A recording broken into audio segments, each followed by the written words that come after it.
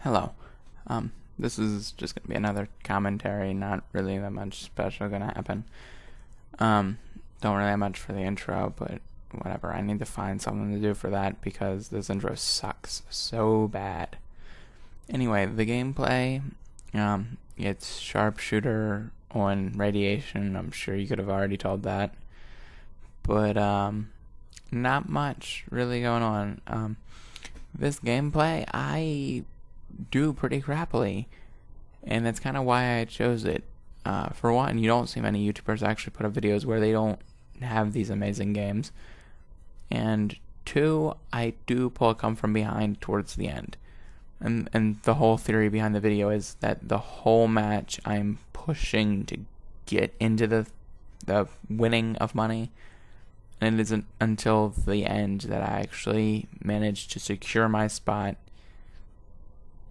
You're gonna spoil it. I do secure my spot. Anyway, as I mentioned in the other video, I've been trying to Soundwhore better. Still can't do it that well, but whatever. I feel like it could help in games like this when I actually have like CoD points online, but it was only like 1,000 CoD points, so whatever. Anyway, not my last video. The video before that, my capture the flag on firing rain. No, it was the hardcore free for all in Kowloon when I was using the FAMAS.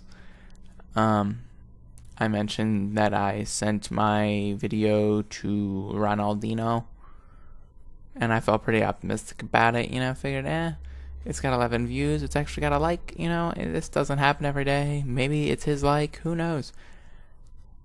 And could I have been further from the case? So today he put up a new video, and he talks about these YouTubers who he checked out, and he said like 500 messages were sent, and only like a third of them were actually commentaries, so like 300 and 1/3 of that, Let's give him the benefit of the doubt and say like 200, I know it's very high, but I don't know if he said 500 or whatever.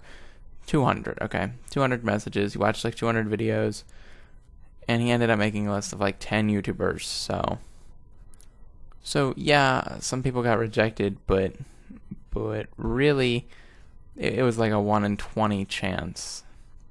Those aren't exactly like the steepest odds, Anyway, he put out the video, and turns out he did not like my video very much at all. So, kinda sucks. And it really makes you wonder.